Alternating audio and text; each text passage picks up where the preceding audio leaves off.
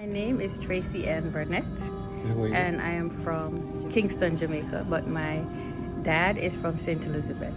So I have a passion and love for the people in Jamaica. And what's your contribution to this project?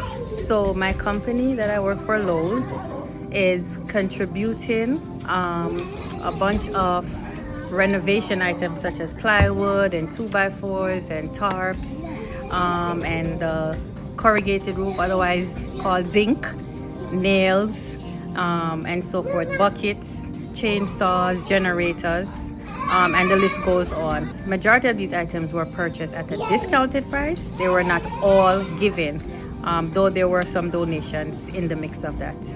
So we do donate, but we do encourage companies to make purchases at a discounted price as well. Okay, thank you so much for your involvement in this project. You're welcome.